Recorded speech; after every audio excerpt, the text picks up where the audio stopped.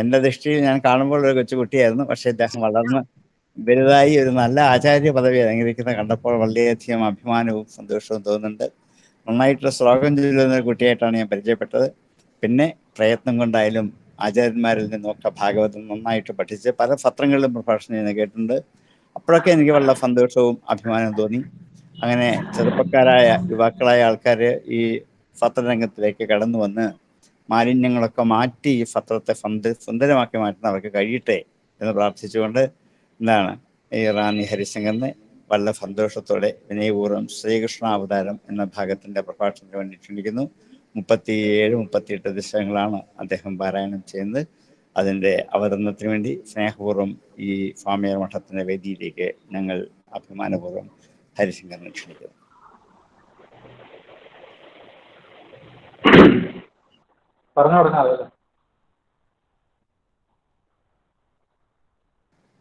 സർവത്ര ഗോവിന്ദനാമ സങ്കീർത്തനം ഗോവിന്ദ ഗോവിന്ദ. മന്ദസ്മിതമുഖാം ഭോജം വാസുദേവ മഹാശയം ശ്രീഗുരും തമഹം വന്ദേ വാക്യബോധാർത്ഥസിദ്ധയേ. വാഗീശാദ്യാ സുമനസ സർവാർത്ഥാനാമുപക്രമേ യം നത്വാ കൃതകൃത്യാസ്യു തം നമാമി ഗജാനനം. ദോർഭിർയുക്താ ചതുർഭിഃ സ്ഫടികമണിമയീം അക്ഷമാലാം ദധാന. ഹസ്തേനൈകേന പത്മം സ്ഥിതമപി ചഷുകം പുസ്തകം ചാപരേണ. ഭാസാ കുന്ദേന്ദുശംഖഃ സ്ഫടികമണിനിഭാ ഭാസമാനാ സമാനാ.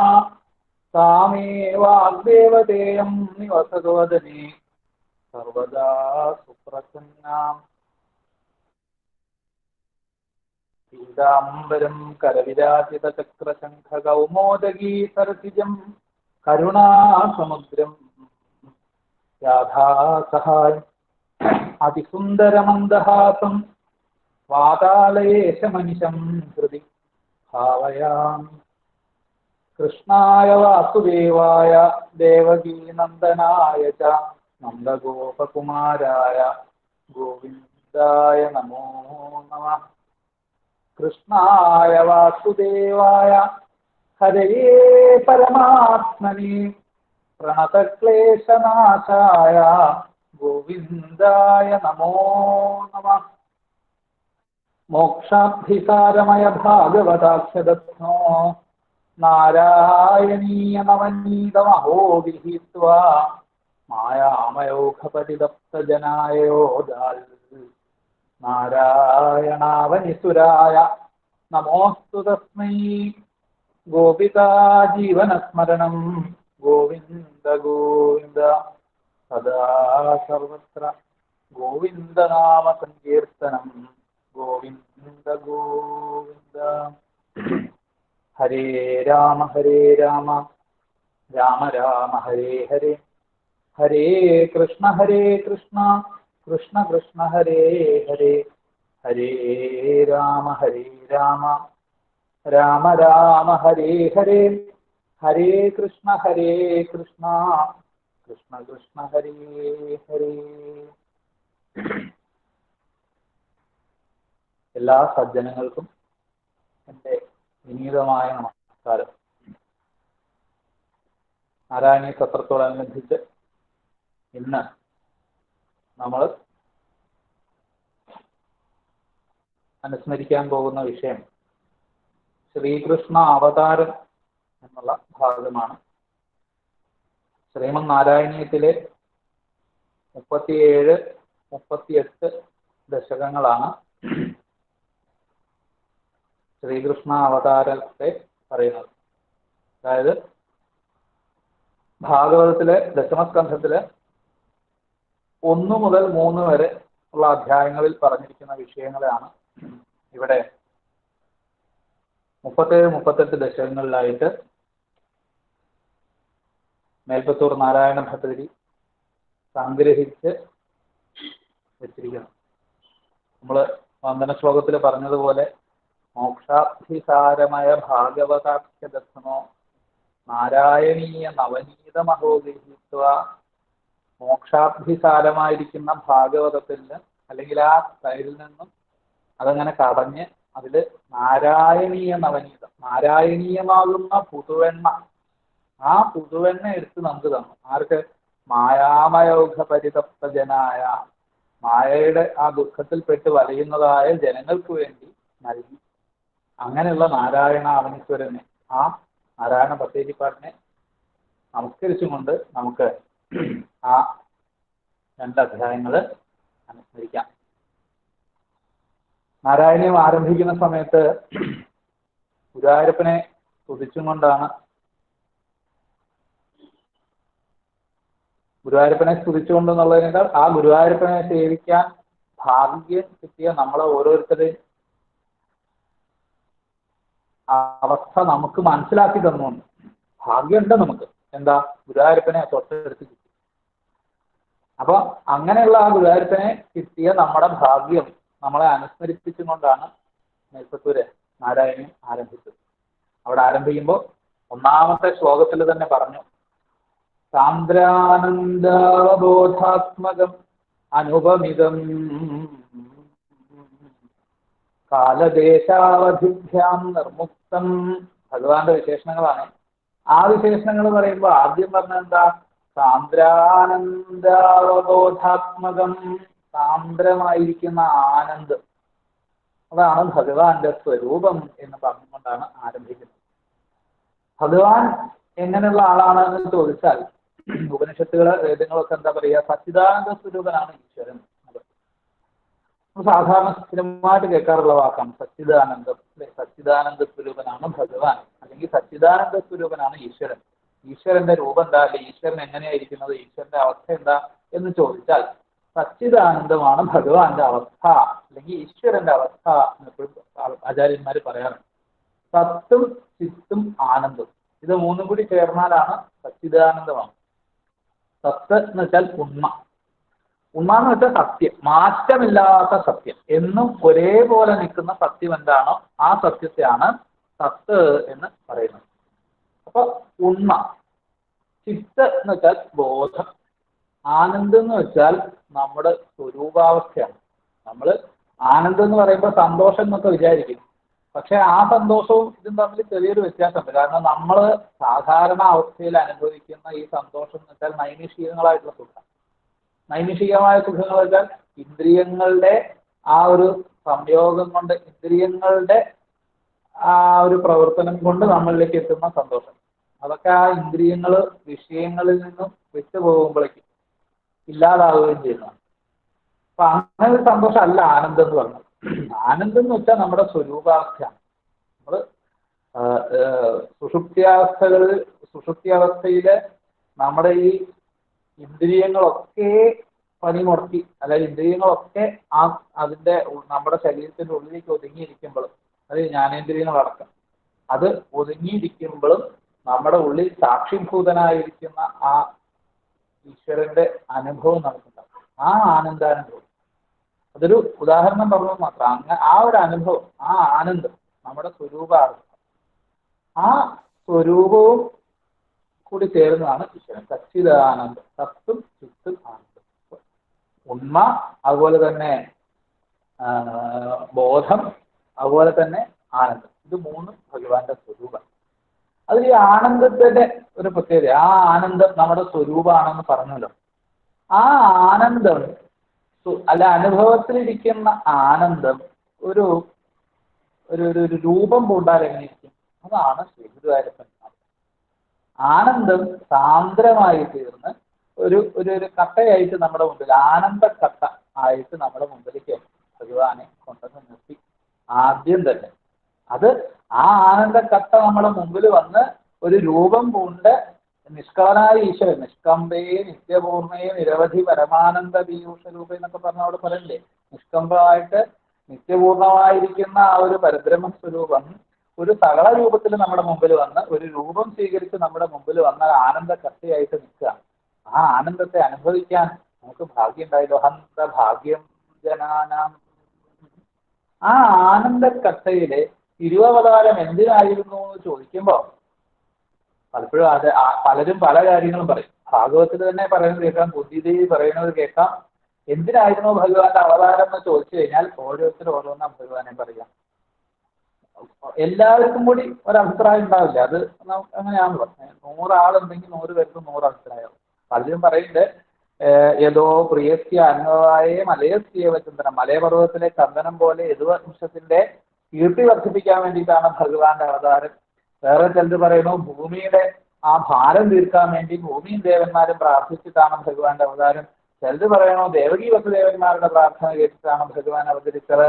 എന്നാലോ വേറെ ചിലർ പറയണു ശ്രവണ സ്മരണാരിഹാനി കരിഷ്യൻ ശ്രവിക്കാനും സ്മരിക്കാനുമുള്ള കാര്യങ്ങൾ ഉണ്ടാക്കി തീർക്കാനും കൂടിയായിരുന്നു ഭഗവാന്റെ അവതാരം. നമ്മളൊക്കെ ഇപ്പൊ ഇവിടെ ഇരുന്നുകൊണ്ട് ഭഗവത് കഥകളെ സ്മരിക്കുന്നുവല്ലോ, കേൾക്കുന്നുവല്ലോ. അതിന് ആ ഭഗവാന്റെ ലീലകൾ ആസ്പദം കാരണമായി. അപ്പൊ അങ്ങനെ നമുക്ക് ശ്രവിക്കാനുള്ള, നമുക്ക് സ്മരിക്കാനുള്ള ആ കാരണങ്ങൾ ഉണ്ടാക്കാൻ, ഭക്തിയോടുകൂടി ഭഗവാനെ സ്മരിച്ച് ആനന്ദത്തെ അനുഭവിച്ച് ആ സ്വരൂപാവസ്ഥയിലേക്ക് എത്തിച്ചേരാനുള്ള വഴി തെളിയിക്കാനും കൂടി വേണ്ടിയിട്ടായിരുന്നു ഭഗവാന്റെ ആ അവതാരം എന്ന് പറയാം. അതുകൊണ്ട് ആനന്ദസ്വരൂപനായിട്ടുള്ള ഭഗവാന്റെ അവതാരത്തെ കുറിക്കുന്ന ഈ 37-ാമത്തെ അധ്യായം, ആ ശ്രീകൃഷ്ണ അവതാര ഉപക്രമവും ഭട്ടതിരിപ്പാട് ആരംഭിച്ചത് സാന്ദ്രാനന്ദതനോ ഹരേ, സാന്ദ്രമായിരിക്കുന്ന ആനന്ദ സ്വരൂപത്തോടു കൂടിയവനായിരിക്കുന്ന ഭഗവാനെ സംബോധന ചെയ്തുകൊണ്ടാണ്. ഭഗവാനുമായിട്ടുള്ള ഒരു സംഭാഷണ രൂപത്തിലൊക്കെയാണ് കൂടുതലും നമ്മുടെ നാരായണീയൻ മുന്നോട്ട് പോണത്. ഭഗവാന്റെ മുമ്പിൽ തിരുമുമ്പിൽ ഇരുന്നുകൊണ്ട് അദ്ദേഹം എഴുതി സമർപ്പിച്ചാണ്. അപ്പോൾ തൻ്റെ ഓരോ ഭാവനകളും തൻ്റെ ആ ഒരു ചിന്തകളും ഭഗവാന്റെ മുമ്പിൽ ഇരുന്ന് തന്നെ സംവേദനം ചെയ്തുകൊണ്ടിരിക്കുകയാണ് കവി. അപ്പോൾ ഇവിടെ ഭഗവാനെ ആനന്ദസ്വരൂപനായിട്ടുള്ള ഭഗവാനെ എന്ന് വിളിച്ചുകൊണ്ട് പറയാം. ഭഗവാന്റെ അവതാരം ഇതിനു വേണ്ടിയിട്ടാ ലോകത്തിന് മുഴുവൻ ആനന്ദം പകരാനാണ്. അതുകൊണ്ട് തന്നെ ആനന്ദസ്വരൂപനായിട്ടുള്ള ഭഗവാനെ അങ്ങതാ ഇവിടെ അവതരിക്കാൻ വേണ്ടിയിട്ട് ആരംഭിക്കുക. എന്താ അവതരിക്കാനുള്ള കാരണം അത് പറയാണ്. പണ്ട് പുരാ ദൈവാസുരേ സങ്കരെ, ഇതിനു മുമ്പ് പറഞ്ഞിരുന്നു, ഇതിനു മുമ്പുള്ള ഭാഗത്ത് പറഞ്ഞിരുന്നു ദേവന്മാരും അസുരന്മാരും തമ്മിൽ വലിയ സമരം, വലിയ യുദ്ധം ഉണ്ടായിരുന്നു. ആ യുദ്ധത്തില് ഭഗവാൻ അസുരന്മാരെയൊക്കെ നിഗ്രഹിക്കണ്ടേ. ഭഗവാൻ അസുരന്മാരോടും ദേവന്മാരോടൊന്നും പക്ഷഭേദം ഉണ്ടായിട്ടല്ല കേട്ടോ. പക്ഷെ ഓരോരോ സമയങ്ങളിൽ സത്വഗുണത്തിന് ജയം വർദ്ധിക്കുമ്പോൾ ദേവന്മാര്, രജോ ഗുണത്തിന് ജയം വർദ്ധിക്കുന്ന സമയമാകുമ്പോൾ ആ കാലത്തിന്റെ കളി അനുസരിച്ച് അതിങ്ങനെ മാറി മാറി വരുന്ന മാത്രം. അപ്പം ഇതിനു മുമ്പ് കഥ പറഞ്ഞ നിർത്തിയപ്പോ, ഇതിനു മുമ്പ് അസുര യുദ്ധം പറഞ്ഞപ്പോ എന്താ പറഞ്ഞിരുന്നത്? അസുരന്മാര് ഭഗവാന്റെ കൈകൊണ്ട് മരിച്ചു. അത് ഭഗവാന്റെ കൈകൊണ്ട് മരിച്ചാൽ എന്തായാലും മുക്തി എന്നൊക്കെയാണ്. പക്ഷെ ഇവിടെ ഭട്ടതിരിപ്പാട് പറയുക അങ്ങനെയല്ല. ത്വൽകൃത്താദി കർമ്മശേഷവശത ഏതേ ഗതിം മയാത എന്നാ പറഞ്ഞത്. ത്വൽകൃത്താദി കർമ്മശേഷവശതോ ഏതേന യാതാ ഗതി. ഭഗവാനെ അവിടുത്തെ കൈകൊണ്ട് മരിച്ചവരാണെങ്കിൽ പോലും അവർക്ക് മുക്തി കിട്ടിയില്ല. കാരണം അതിന് മാത്രം കർമ്മങ്ങൾ അവർക്ക് അവശേഷിക്കുക. അവർ ചെയ്തു കൂട്ടിയതിൻ്റെയൊക്കെ ഈ കർമ്മഫലം അനുഭവിക്കാൻ പറ്റില്ലല്ലോ. അപ്പൊ ഭഗവാന്റെ കൈകൊണ്ടാണ് മരിച്ചതെങ്കിൽ പോലും പിന്നെയും കിടക്കുകയാണ് ബാക്കി സഞ്ചിതമായിരിക്കുന്ന കർമ്മങ്ങൾ. ആ സഞ്ചിതമായിരിക്കുന്ന കർമ്മങ്ങള് അനുഭവിക്കാൻ വേണ്ടിയിട്ട് വീണ്ടും എന്ത് ചെയ്യുന്നു? ശരീരത്തെ സ്വീകരിക്കാം. അപ്പൊ ആ അസുരന്മാര് വീണ്ടും ഈ ശരീരം സ്വീകരിച്ച് ഭൂമിയിലേക്ക് എത്തിച്ചേർന്നുണ്ട് എന്ന് മാത്രമല്ല, അവര് ഭൂമിയിൽ വന്നിട്ട് ഭൂമിയിൽ അവരുടെ ആ തനി സ്വഭാവം പുറത്തെടുത്തു. ഭൂമിയെ മുഴുവൻ അവര് അക്രമങ്ങൾ അയച്ചുവിടാൻ തുടങ്ങി. അതോടുകൂടി ഭൂമി ദേവിക്ക് വലിയ ഭാരം അനുഭവപ്പെട്ടു. എപ്പോഴാണ് ഭൂമിക്ക് വലിയ ഭാരം അനുഭവപ്പെടുക? നമ്മൾ ധാരാളം കെട്ടിടങ്ങളൊക്കെ കെട്ടിപ്പൊക്കി അല്ലെങ്കിൽ അങ്ങനെയൊന്നും ഭൂമിക്ക് ഭാരം അനുഭവപ്പെടില്ല. പിന്നെ എപ്പോഴാണ് ഭൂമി ദേവിക്ക് ഭാരം അനുഭവപ്പെടുക? ദുഷ്ടന്മാരായിട്ടുള്ള ആളുകളുടെ എണ്ണം എപ്പോഴാണോ ഭൂമിയിൽ വർദ്ധിക്കുന്നത് അപ്പോൾ ഭൂമി ദേവിക്ക് ഭാരം അനുഭവപ്പെടും. അപ്പൊ ഇവിടെ എന്താ ഉണ്ടായത്? ഈ ദുഷ്ടന്മാരായിട്ടുള്ള അസുരന്മാർ അവരുടെ കർമ്മത്തിന്റെ ബാക്കി കർമ്മം അവശേഷിക്കുന്ന കർമ്മം അനുഭവിക്കാൻ വേണ്ടി ഭൂമിയിൽ വന്നു. ആ ഭൂമിയിൽ എങ്ങനെ ജീവിച്ചുകൊണ്ടിരിക്കുക, അവരുടെ ദുഷ്കർമ്മങ്ങൾ മൂലം ഭൂമി ദേവിക്ക് വേദന സഹിക്കാൻ വയ്യാതായി. അങ്ങനെ വേദന സഹിക്കാൻ വയ്യാതായ സമയത്ത് ഭൂമി ദേവി എന്ത് ചെയ്തു? പ്രാപവിരിഞ്ചം ആശ്രിത പദം, വിരിഞ്ചന്റെ അടുത്തേക്ക്, സാക്ഷാൽ ബ്രഹ്മദേവന്റെ അടുത്തേക്ക് എത്തിച്ചേർന്നു അവർ. അവിടെ ചെന്നപ്പോഴോ ദേവൈ പുരീവാഗതൈ പുരായേവ, നേരത്തെ തന്നെ അവിടെ ആരെത്തിച്ചേർന്നുണ്ട്? ദേവന്മാര്. ഈ സത്വഗുണ സ്വരൂപികളായിട്ടുള്ള ആ ദേവന്മാർക്ക് ഈ ദുഷ്ടന്മാരായിട്ടുള്ള ആ അസുരന്മാരുടെ ശല്യം സഹിக்க വയ്യാതായിട്ട് അവരും ബ്രഹ്മാവിന്റെ അടുത്ത് പരാതി പറയാൻ വേണ്ടി അവിടെ എത്തിച്ചേർന്നുണ്ട്. അങ്ങനെ അവർ രണ്ടു കൂട്ടരും ചെന്ന് അവിടെ ബ്രഹ്മദേവന്റെ അടുത്ത് പരാതി പറയും. ഇനി എന്താ ഭൂമിദേവി പറഞ്ഞെന്നല്ലേ? ഹാഹാ ദുർജന ഭൂരിഭാരമഭിതാം പാധോ നിധൗ പാതുകാമേതാം ബാലയ ഹന്തമേ വിവശതാം സംപൃച്ഛദേവാനിമാൻ ഇത്യാദി പ്രചുര പ്രലാപ വിവശാമാലോക്യ ധാതാമഹി ദേവാനാം വദനാനി വീക്ഷ്യ പരിതോ ദസ്യൗ ഭവന്തം ഹരേ. ഹാഹാ, ഭൂമിദേവി സങ്കടം സഹിക്ക വയ്യാതെ കരഞ്ഞുകൊണ്ടാണ് പറയുന്നത്, അല്ലേ ഭഗവാനെ, ദുർജന ഭൂരിഭാരമസ്ഥിതാം, ഈ ദുഷ്ടന്മാരായിട്ടുള്ള ആളുകളുടെ ഭാരം കൂടിയിട്ട് നന്നെ ക്ലേശിക്കുന്നവളായ എനിക്ക്, അതുപോലെ തന്നെ പാഠോനിധൗപാതുകം, സമുദ്രത്തിലേക്ക് വീഴാൻ പോവുക, ഇവന്മാരുടെ ശല്യം സഹിക്ക വയ്യാതെ. പണ്ടും ഇതേപോലെ ഉണ്ടായിട്ടുണ്ട്. രണ്ട് അസുരന്മാരുടെ ശല്യം സഹിക്ക വയ്യാതെ ഭൂമിദേവി രസാതലത്തിലേക്ക് വരെ മുങ്ങിപ്പോയിട്ടുണ്ട്. അപ്പൊ അതേപോലെ ഇവിടെയും ഈ ദുഷ്ടന്മാരുടെ ശല്യം സഹിക്ക വയ്യാതെ ഭൂമിദേവി സമുദ്രത്തിലേക്ക് അല്ലെങ്കിൽ താരാജലത്തിലേക്ക് വീഴാറായി. അപ്പൊ അങ്ങനെയുള്ള എന്നെ പാലിക്കണേ. ഇനി എന്റെ ദുഃഖം എത്രത്തോളം ഉണ്ടെന്ന് അറിയണമെങ്കിൽ ഇമാൻ ദേവാൻ സംപ്രച്ച, ഈ ദേവന്മാരോട് ചോദിച്ചു നോക്കൂ എന്നാണ് അവിടെ ഭൂമിദേവി ഭഗവാനോട്, ബ്രഹ്മാവിനോട് പറയണത്. അങ്ങനെ ഈ ബ്രഹ്മദേവൻ ഭൂമിദേവിയുടെയും ദേവന്മാരുടെയൊക്കെ വിഷമം കണ്ട് അത് മനസ്സിലാക്കിയിട്ട് എന്ത് ചെയ്തു? ആ ദേവന്മാരുടെ മുഖത്തൊക്കെ നോക്കിയിട്ട് എന്ത് ചെയ്തു? ഹരേ ഭവന്തം ദസ്യൗ ഭവന്തം ഹരേ. ഭഗവാൻ ഇവിടെ സംബോധന ചെയ്തിരിക്കുന്നത് എന്താ? ഹരേ എന്നാണ്. ഈ പട്ടേരിപ്പാട് ആ ഭാഗത്ത് ഹരി എന്ന് തന്നെ ഭഗവാനെ സംബോധന ചെയ്തു. എന്താ ഹരി എന്ന് പറയാൻ കാരണം? നമ്മുടെയൊക്കെ പാപങ്ങളെ അല്ലെങ്കിൽ നമ്മുടെയൊക്കെ കർമ്മ ഫലങ്ങളെ ഹരിക്കുന്നവനാണ് ഭഗവാൻ, നമ്മുടെ ദുഃഖങ്ങളെ ഹരിക്കുന്നവനാണ് ഭഗവാൻ. അപ്പൊ അങ്ങനെ ആ ദുഃഖങ്ങളെല്ലാം ശമിപ്പിക്കുന്നവനായ ഹരിയായിരിക്കുന്ന ഭഗവാനെ ഇവിടെ നമസ്കരിക്കുകയാണ്, അല്ലെങ്കിൽ മനസ്സുകൊണ്ട് ധ്യാനിക്കുകയാണ് ബ്രഹ്മദേവൻ.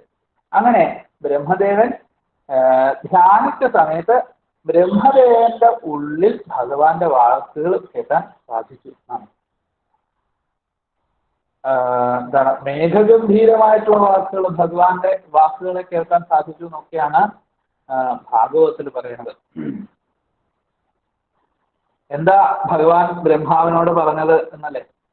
അത് ബ്രഹ്മദേവൻ പിന്നീട് ഇവിടെ മറ്റു ദേവന്മാരോടും ഭൂമിദേവിയോടും പറയാണ്. ഐസുര സത്യം ധരിത്രിയാവചോ നന്വസ്യാഭവതാം രക്ഷണ വിധൗ ദക്ഷോ ഹി ലക്ഷ്മീപതി സർവേ സർവപുരസ്സരാവയന്തോ പയോ വാരിധിം നത്വാ സംസ്തുമഹേ ദേവാദിഗുപ്താകം പളാവേദനം. ബ്രഹ്മാവ് അവരെ കൂട്ടി പാലാഴി തീരത്തേക്ക് പോയി. പാലാഴി തീരത്ത് ചെന്ന് ഭഗവാനെ സ്തുതിക്കാം എന്നാണ് നിശ്ചയിച്ചത്. അപ്പൊ അതുകൊണ്ട് അദ്ദേഹം പറഞ്ഞു, വരൂ നമുക്ക് ശ്രീപരമേശ്വരന്റെ അടുത്തേക്ക് ചെല്ലാം. ആ ശ്രീപരമേശ്വരനെ കൂട്ടി പയോവാരിധിയിലേക്ക്, അതായത് പാലാഴി തീരത്തേക്ക് ചെന്നിട്ട് വേഗം തന്നെ ഭഗവാനെ സ്തുതിക്കുകയാണ് വേണ്ടത്. ഭഗവാനാണ് ഈ ദുഃഖത്തിന് ഒരു അറുതി വരുത്താൻ പറ്റിയ ആള് എന്ന് പറഞ്ഞുകൊണ്ട് അവരെന്ത് ചെയ്തു? പാലാഴി തീരത്തേക്ക് പോയി. പാലാഴി തീരത്തേക്ക് പോയ സമയത്ത് പറയണു, തേ മുക്താനിലശാലി ദുഃഖജലധേ സ്ഥീരം ഗതാ സംഗതാ യാവത്പദചിന്തനൈക മനസസ്താവൽ സപാഭോജഭൂ സ്വസ്വാചം ഹൃദയേ ശാമ്യ സകലാനാനന്ദയന്നൂജിവാനാത്സാദ പരമാത്മനാ സ്വയമഹം വാക്യം തദാഗമ്യതാം. നിങ്ങളെ രക്ഷിക്കാൻ ഭഗവാന് മാത്രമേ സാധിക്കൂ, വേഗം പാലാഴി തീരത്ത് ചെന്ന് ഭഗവാനെ സ്തുതിക്കാം എന്ന് പറഞ്ഞ് അവരെയും കൂട്ടി കൈലാസത്തിൽ പോയി ശ്രീപരമേശ്വരനെയും കൂട്ടത്തിൽ വിളിച്ചുകൊണ്ട് പാലാഴി തീരത്ത് ചെന്ന് ഭഗവാനെ അവർ സ്തുതിച്ചു. എങ്ങനെയുള്ള പാലാഴി തീരം? മുക്താനിലശാലി ദുഃഖജലധേ തീരം. അവിടെ ചെറിയ രീതിയിൽ കാറ്റൊക്കെ അടിക്കുന്നുണ്ടായിരുന്നു. ചെറിയ രീതിയിൽ ഇളങ്കാറ്റ് എന്നൊക്കെ പറയില്ല, അങ്ങനെയുള്ള എളുപ്പമായിട്ടുള്ള കാറ്റ് ഇങ്ങനെ അടിച്ചുകൊണ്ടിരിക്കുന്നതായിട്ടുള്ള പാലാഴി തീരത്ത് ചെന്ന് സ്വൽപ്പത ചിന്തനൈക മനസ്സാ, അവിടുത്തെ പാതാരവിന്ദമാകുന്ന ഒരേ ഒരു മനസ്സോടുകൂടി ഭഗവാനെ തന്നെ ധ്യാനിച്ചുകൊണ്ട് അവരെല്ലാവരും കൂടി ഒരുമിച്ച് നിന്ന സമയത്ത് ഭഗവാന്റെ വാക്കുകൾ ബ്രഹ്മാവിന്റെ ഹൃദയത്തിൽ കേൾക്കാൻ അദ്ദേഹത്തിന് സാധിച്ചു എന്നാണ്. വാചം ഹൃദയേ നിശമ്യ, ഹൃദയത്തിൽ കേട്ടിട്ട് എല്ലാവരെയും സന്തോഷിപ്പിച്ചുകൊണ്ട്, അല്ലെങ്കിൽ സകലാൻ ആനന്ദയൻ, എല്ലാവരെയും ആ ദുഃഖത്തിൽ നിന്നും കരകയറ്റാൻ പാകത്തിനുള്ള വാക്കുകളെ അവിടെ ബ്രഹ്മദേവൻ പറഞ്ഞു. എന്താ പറഞ്ഞത്? പരമാത്മന സ്വയം ആഖ്യാത, പരമാത്മാവായിരിക്കുന്ന ഭഗവാൻ ഇതാ ഇവിടെ വെച്ച് എന്നോട് പറഞ്ഞ കാര്യങ്ങൾ, എനിക്ക് മനസ്സിൽ കേൾക്കാൻ സാധിച്ച കാര്യങ്ങൾ നിങ്ങൾക്ക് ഞാൻ പറഞ്ഞു തരാം എന്ന് പറഞ്ഞ് ഭഗവാന്റെ മേഘഗംഭീരമായിട്ടുള്ള സ്വരത്തിൽ ഉള്ളിൽ കേട്ടതായിട്ടുള്ള വാക്കുകളെ ബ്രഹ്മദേവൻ ഇവിടെ തന്റെ കൂടെ നിൽക്കുന്നതായിട്ടുള്ള ദേവന്മാർക്കും അതുപോലെ തന്നെ ഭൂമി ദേവിക്കും പറഞ്ഞു കൊടുക്കാം. എന്താ പറയണത്? ജാനേ ദീനദശാം അഹം, ഞാൻ മനസ്സിലാക്കുന്നു നിങ്ങളുടെ ഇപ്പോഴത്തെ അവസ്ഥ, ആ ദുഃഖാവസ്ഥ എനിക്ക് നല്ലോണം മനസ്സിലാവുന്നുണ്ട്. ആരുടെയൊക്കെയാ? ദിവിഷദാം ഭൂമേശ്വ, ദേവന്മാരുടെയും അതുപോലെ തന്നെ ഭൂമി ദേവിയുടെയും ആ ഒരു ദുഃഖം എനിക്ക് മനസ്സിലാകുന്നുണ്ട് എന്ന് പറയാം. എന്തുകൊണ്ടുണ്ടായ ദുഃഖം? ഭീമനീ നൃപൈ, ഭീമന്മാരായിരിക്കുന്ന ദുഷ്ടന്മാരായിരിക്കുന്ന എന്താ ഭയങ്കരന്മാരായിരിക്കുന്ന ആ രാജാക്കന്മാര് മൂലം ഉണ്ടായിട്ടുള്ള ദുഃഖത്തെ എനിക്ക് മനസ്സിലാക്കാൻ സാധിച്ചിട്ടുണ്ട്. അതുകൊണ്ട് നിങ്ങൾ വിഷമിക്കേണ്ട, നിങ്ങളുടെ ഈ വിഷമം മാറ്റാൻ വേണ്ടിയിട്ട് ഞാൻ എന്ത് ചെയ്യും? ഭവാമി യാദവകുലേ, യാദവ കുലത്തിൽ ഉടൻ തന്നെ അവതരിക്കുന്നുണ്ട്. എങ്ങനെ? സമഗ്ര ആത്മനാഭവാമി, സമഗ്ര ആത്മാവായിട്ട് പൂർണ്ണനായിട്ട് അവതരിക്കാൻ തീരുമാനിച്ചു. അപ്പൊ നമ്മളൊക്കെ പറയാറില്ലേ, കൃഷ്ണസ്തു ഭഗവാൻ സ്വയം, ഭാഗവത്തിലും പറഞ്ഞിട്ടുണ്ട്. പൂർണ്ണ പുണ്യാവതാരമാണ് ഭഗവാൻ. അതിനെ ഭാഗവത്തിൽ പറഞ്ഞു, കൃഷ്ണസ്തു ഭഗവാൻ സ്വയം, വൈകുണ്ഠമൂർത്തിയായിരിക്കുന്ന ഭഗവാൻ നമുക്ക് ഓരോരുത്തർക്കും അനുഭവിക്കാൻ പാകത്തിന്, കേട്ടാനന്ദിക്കാൻ പാകത്തിന്, കണ്ടാനന്ദിക്കാൻ പാകത്തിന് അതിസുന്ദരമായിട്ടുള്ള ഒരു രൂപത്തെയും സ്വീകരിച്ച് ഇവിടെ വന്ന ലീലകളാടാൻ പോവാണ്. ആ ഭഗവാൻ പൂർണ്ണനായിട്ട് അവതരിക്കുന്നത് ആ ബ്രഹ്മാവിനെ വാക്ക് കൊടുത്തതാണ്. യാദവകുലേ സമഗ്ര ആത്മനാഭവാൻ. അപ്പൊ നിങ്ങളെന്താ വേണ്ടതെന്നല്ലേ? നിങ്ങൾ എന്ത് ചെയ്യണം? നിങ്ങൾ വേഗം തന്നെ പോയിട്ട് മത്സേവാർത്ഥം ഭവന്തു വൃഷ്ണികുലേ, വൃഷ്ണികുലത്തിൽ ഭവിച്ചാൽ എങ്ങനെ? നിങ്ങളുടെ കലകളെ കൊണ്ട് നിങ്ങൾ എന്ത് ചെയ്യണം? ഭൂമിയിൽ പോയി യാദവ കുലത്തില്, വൃഷ്ണികുലത്തില് ജനിക്കണം എന്ന് പറഞ്ഞ് ഭഗവാന്റെ ആ വാക്കുകൾ ബ്രഹ്മാവിന് കേൾക്കാൻ സാധിച്ചു. ബ്രഹ്മദേവൻ അത് തന്റെ കൂടെ ഉണ്ടായിരുന്നതായിട്ടുള്ള ആ ആളുകളോട്, അതായത് ദേവന്മാരോടും ഭൂമി ദേവിയോടും ഒക്കെ പറയുകയും ചെയ്തു. അതങ്ങനെ കേട്ടതോടുകൂടി അവർക്ക് സന്തോഷമായി. ശ്രുത്വാ കർണരസായനം തവ വച സർവേഷു നിർവാപിതസ്വാന്തേഷ്വീശ ഗതേഷു താവക കൃപാ പീയൂഷതൃപ്താത്മസു. ശ്രുത്വാ, കേട്ടിട്ട്. എന്ത് കേട്ടിട്ട്? കർണരസായനം തവ വച ശ്രുത്വാ, അല്ലേ ഭഗവാനെ, കർമ്മങ്ങൾക്ക് രസായനം തന്നെ ആയിരിക്കുന്ന അവിടുത്തെ വാക്കുകളെ കേട്ടിട്ട് സ്വാന്തേഷു, അവനവന്റെ ഉള്ള എങ്ങനെയായി? നിർവാപിത സ്വാന്തേഷു, ഉള്ളു കുളിർത്തവരായിട്ട് അവർ മാറി. എങ്ങനെ? താവക കൃപാ പീയൂഷതൃപ്താത്മസു, ഭഗവാന്റെ ആ കൃപയാകുന്ന കാരുണ്യമാകുന്ന പീയൂഷം ലഭിച്ചത് കൊണ്ട്, ആ അമൃതം കൊണ്ട് തൃപ്തിപ്പെട്ട മനസ്സോടുകൂടിയവരായി തീർന്നു ആ ദേവന്മാരെല്ലാവരും. അതോടുകൂടി അവരവിടെ പോയി. ഇങ്ങനെ സർവേഷു ഗതേഷു, ആ ആളുകളെല്ലാവരും തന്നെ അവിടുന്ന് പോയി. പോയതിന്റെ ശേഷം ഉണ്ടായ കാര്യമാണ് പിന്നീട് പറയാൻ ആരംഭിക്കുന്നത്. എന്താണല്ലേ?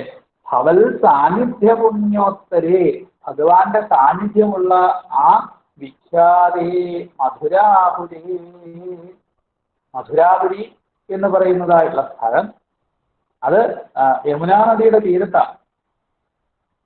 ആ മധുരാപുരി ഉണ്ടാക്കിയത് ശത്രുഘ്നസ്വാമിയാണ് എന്നൊക്കെയാണ് ഭാഗവതത്തിലൊക്കെ പറയണത്. എന്ന് മാത്രമല്ല ഭഗവാന്റെ സാന്നിധ്യം എന്നുള്ള സ്ഥലമാണ് അത്ര ഈ മധുരാപുരി. നാരദ മഹർഷി ധ്രുവകുമാരനോട് അവിടെ പോയി പുണ്യം മധുവനം അവിടേക്ക് പോകാനാണ് പറയുന്നത്. പുണ്യം നിറഞ്ഞ പ്രദേശമാണ് മധുവനം. ആ മധുവനത്തിൽ പോയി തപസ് ചെയ്യൂ എന്ന് പറഞ്ഞാണ് ധ്രുവകുമാരനെ അയക്കുന്നത്. എന്താ അതിന്റെ പ്രത്യേകത എന്നല്ലേ? സാന്നിധ്യം നിത്യദാഹരേ, എന്നും ഭഗവാന്റെ സാന്നിധ്യമുള്ള സ്ഥലമാണ് മധുവനം. അവിടേക്ക് പോയി തപസ് ചെയ്യൂ എന്നാ ധ്രുവകുമാരനോട് പറഞ്ഞത്. അപ്പോ അങ്ങനെ ഭഗവാന്റെ സാന്നിധ്യമുള്ളതായ മധുവനമാണ് പിന്നീട് ശത്രുഘ്നസ്വാമി വെട്ടിത്തെളിച്ച് മധുരാപുരിയാക്കിയത്. ആ മധുരാപുരിയിൽ ഭവൽ സാന്നിധ്യ പുണ്യോത്തരേ വിഖ്യാതേ മധുരാപുരേ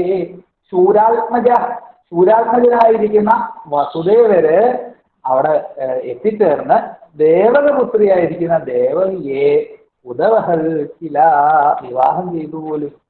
വിവാഹം കഴിക്കുകയുണ്ടായി ഇത്രേ. ആ മധുരാപുരിയില് ആനരദുന്ദുഭി എന്നുകൂടി പേരുള്ള ആ വസുദേവര് എത്തിച്ചേർന്ന് കംസന്റെ പിതാവായിരിക്കുന്ന ഉഗ്രസേനന്റെ അനുജനായിരിക്കുന്ന ദേവകന്റെ പുത്രി ദേവകിയെ വിവാഹം ചെയ്തു. മധുരാപുരിയിൽ വെച്ച് നടന്ന ആ വിശേഷമായിട്ടുള്ള ആ ഒരു വിവാഹത്തിന് ശേഷം ഉണ്ടായ അവസ്ഥകളാണ് അടുത്ത ശ്ലോകത്തിൽ പറയുന്നത്. എന്താ പറയുന്നല്ലേ? ഉദ്വാഹാവസിതൗ തദീയ സഹജ കംസോധ സമ്മാനയന്നേതൗ സൂതതയാഗത പതിരഥേ വ്യോമോത്ഥയാ ത്വദ്ഗിര അസ്യാസ്ത്വാം അതിദുഷ്ടമാഷ്ടമസുതോ ഹന്തേരി ഹന്തേരിത തന്ത്രാസാൽ തദു ഹന്തു മന്ദിരഗതാം തന്നീം കൃപാണീമഥാൽ. അഥാ അവിടെ ഉദ്വാഹാവസിതവും വിവാഹം കഴിഞ്ഞതിന്റെ ശേഷം തദീയ സഹജ ആ ദേവകിയുടെ സഹോദരനായിരിക്കുന്ന സഹോദരൻ അങ്ങനെ സഹോദരനായിരിക്കുന്ന കംസൻ ഏതോ സമ്മാനം ഇവരെ ഏതോ വെച്ചാൽ വിവചനാണ്. ഈ വസുദേവരെയും ദേവകിയെയും നന്നായിട്ട് മാനിച്ചും കൊണ്ട് എന്ത് ചെയ്തു? അവരോടുള്ള ആ ഒരു സ്നേഹം പ്രകടിപ്പിക്കാൻ വേണ്ടിയിട്ട് സൂതതയാഗത അവരുടെ തേരാളിയായിട്ട് പോയി ഇത്രേ. അവര് വിവാഹമൊക്കെ കഴിഞ്ഞ് അവരുടെ ആ വസുദേവന്റെ ഗൃഹത്തിലേക്ക് പോകാൻ അങ്ങനെ തയ്യാറായി തേരിൽ കയറുമ്പോഴേക്കും തേരാളി വന്നു നിന്നു. ഉടനെ തന്നെ കംസൻ എത്തിച്ചേർന്നു. എന്റെ സഹോദരിയെ അവളുടെ ഭർത്തൃഗൃഹത്തിൽ കൊണ്ടാക്കാൻ ഞാൻ തന്നെയാണ് തേരാളിയായിട്ട് എന്ന് പറഞ്ഞ് അദ്ദേഹത്തെ മാറ്റി നിർത്തി ആ തേരിൽ അങ്ങനെ കയറിയിരുന്നു.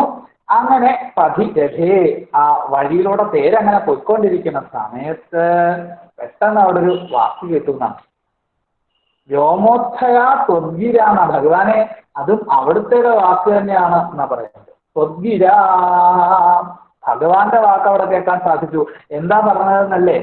എടാ ദുഷ്ടനായിട്ടുള്ളവനെ അതിദുഷ്ടം ത്വാം അതിദുഷ്ടനായിരിക്കുന്ന നിന്നെ അസ്യാ അഷ്ടമസുത ഹന്ത ഇവളുടെ 8ാമത്തെ പുത്രൻ കൊല്ലും, അല്ലെങ്കിൽ അവൻ നിന്റെ അന്തകനായിട്ട് വരും എന്നൊരു അശരീരി വാക്ക് കേൾക്കാൻ സാധിച്ചു. വളരെ സന്തോഷത്തോടു കൂടിയിട്ട് ആ സഹോദരിയുടെ തേരാളിയായിട്ട് പോയിക്കൊണ്ടിരുന്ന കംസൻ ഈ വാക്കങ്ങനെ കേട്ടതോടുകൂടി വേഗം തേരിൽ നിന്ന് തന്റെ കയ്യിലുണ്ടായിരുന്ന ചമ്മട്ടിയും അതുപോലെ തന്നെ കുതിരകളുടെ കടിഞ്ഞാണം താഴത്തേക്ക് ഇട്ടു, ചാടി തേർത്തട്ടിലേക്ക് കയറി, അതുപോലെ തന്നെ അരയിലുണ്ടായിരുന്ന വാള് ഊരി അങ്ങനെ എടുത്തു. കൃപാണീമഥാൽ എന്നാണ്. എന്തുകൊണ്ടാ? സന്ത്രാസാൽ പേടിച്ചുപോയി. ഈ മഹാകേമന്മാരായിട്ടുള്ള ആളുകളുണ്ട്, വലിയ മഹാകേമന്മാരൊക്കെ അങ്ങനെയല്ല, ഭയങ്കരന്മാരായിട്ട് ബാക്കിയുള്ളവരെയൊക്കെ പേടിപ്പിച്ച് നടക്കുന്ന ആൾക്കാർ. അങ്ങനെ പേടിപ്പിച്ച് നടക്കുന്ന ആൾക്കാർക്ക് പോലും പേടിയുള്ളൊരു കാര്യമാണ് ഈ മരണം എന്ന് പറയുന്നത്.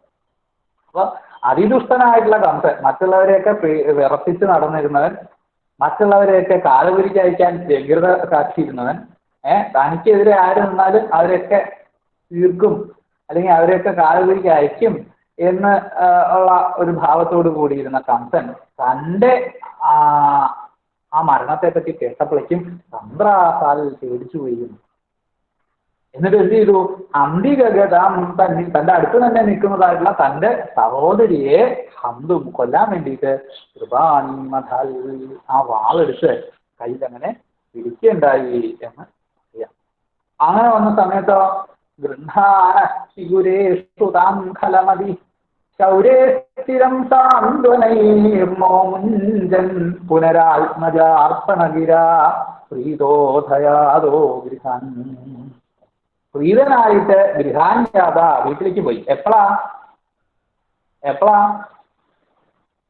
ആദ്യം ഈ വസുദേവര്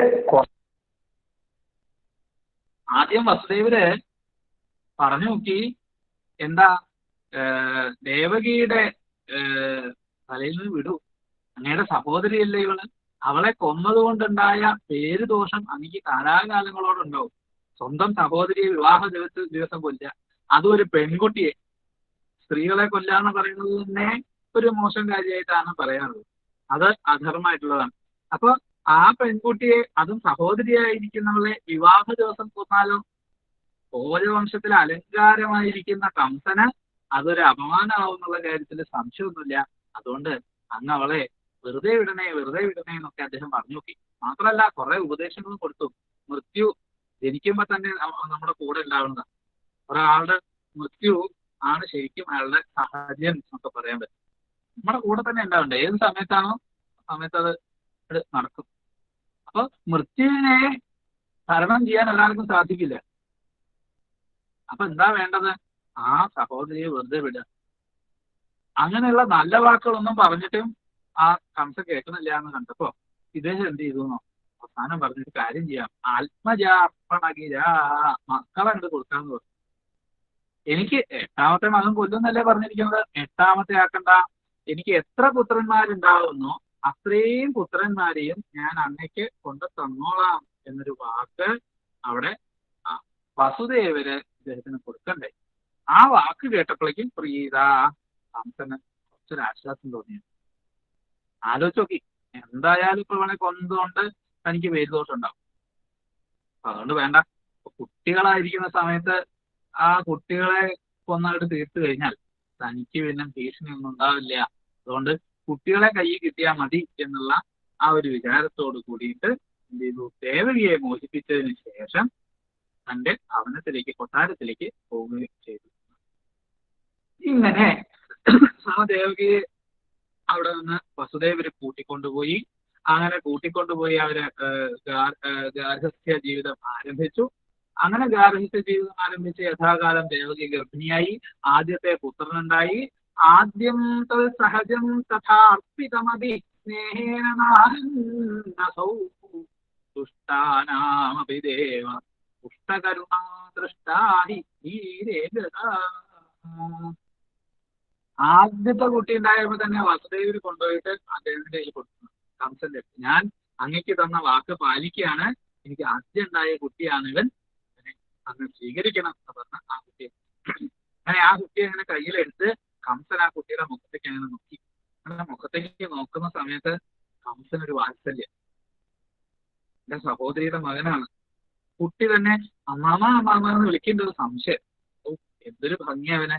അവനെ ഒന്ന് കുറച്ചു നേരം താലോലിച്ച് കംസൻ അദ്ദേഹത്തിന് കൊടുത്തു എന്നാണ്. അസൗ സ്നേഹേന അഹൻ. ഈ ദുഷ്ടനായിട്ടുള്ള കംസൻ ഭഗവാന്റെ ആ ആദ്യത്തെ ഏട്ടനെ, മൂത്ത ഏട്ടനെ സ്നേഹേന അഹൻ ഒന്നില്ലാത്രേ, സ്നേഹം കൊണ്ടാണ് എന്നാണ്.